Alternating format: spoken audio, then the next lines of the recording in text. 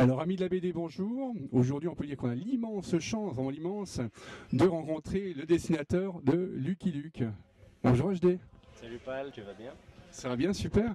Petite question, c'est pas trop dur de changer de style de BD parce qu'on te connaît avec CRS, on te connaît avec les Deutsch, on te connaît avec Lucky Luke.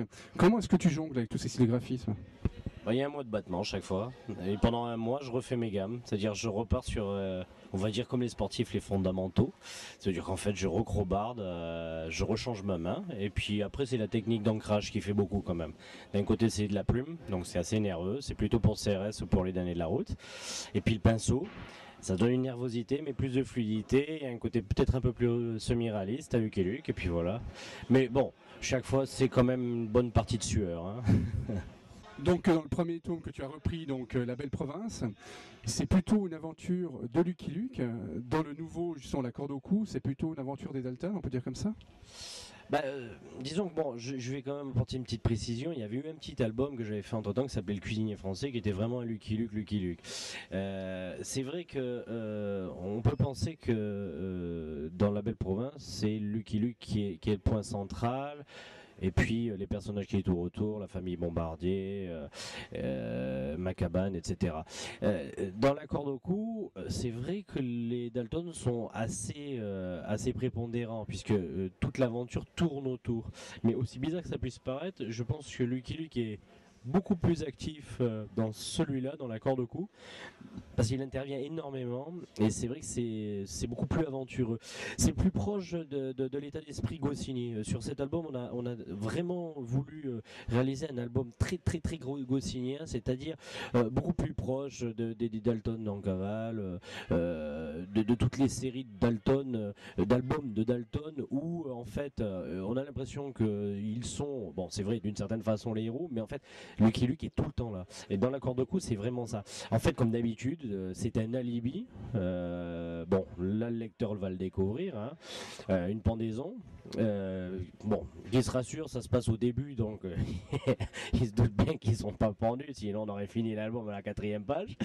Mais ils sont un alibi pour une intervention de Lucky Luke et de Rentemplant assez impressionnante, assez souvent. Je dirais qu'on les a lâchés pendant 10 pages pour s'amuser.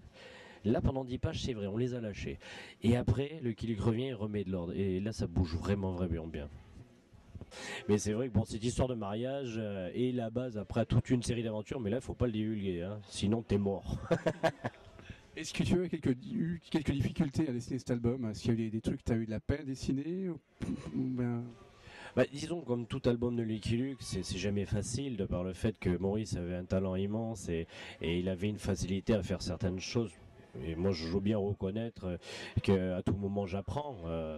La difficulté principale a été que la présence d'énormément de chevaux dans cet album, peut-être plus même que La Belle Province, et surtout de scènes importantes de poursuites et de bagarres, vraiment dans le style Maurice Goscinny, avec des grandes scènes soit de foule, soit des scènes de cavalcade où je fais intervenir une dizaine de personnages, donc 10 personnages plus des chevaux. Je sais qu'il y a des cases qui ont vraiment été lourdes à faire, mais un plaisir quand on a terminé, on est heureux, notamment une scène de poursuite avec un convoi où là vous avez Lucky Luke sur son cheval, vous avez 4 chevaux qui traînent une carriole, plus 2 conducteurs, plus les Indiens, plus le décor, et quand vous avez fini ça, vous êtes bien fatigué. Voilà, grosso modo c'est toujours ça, mais le résultat, une fois qu'il est fini, bon, c'est une satisfaction. Mais on peut toujours faire mieux, hein, ça c'est sûr. Hein. On va essayer mon souhait, ça serait sur le prochain album, à la fois dépayser le lecteur et en même temps aborder peut-être un sujet un peu plus grave. Donc ça pourrait être intéressant. C'est-à-dire ce que faisait Goscinny très bien, qui abordait des sujets très variés, sous le coup de la fantaisie et de l'humour, mais là-dessous apparaissaient des choses importantes. Hein. Voilà. Alors, merci de nous avoir accueillis. Ah bah oui, vous voyez, c'est bien, c'est chez moi, c'est grand. J'habite dans une grande tente, voilà. Bon, écoute, c'est toujours avec plaisir de vous rencontrer, hein, les amis helvètes. Hein, il y a 15 jours, j'étais à Tramelan, comme d'habitude. J'espère qu'on aura l'occasion de s'amuser à nouveau, de rigoler autour d'une fondue. Merci, au revoir. Au revoir.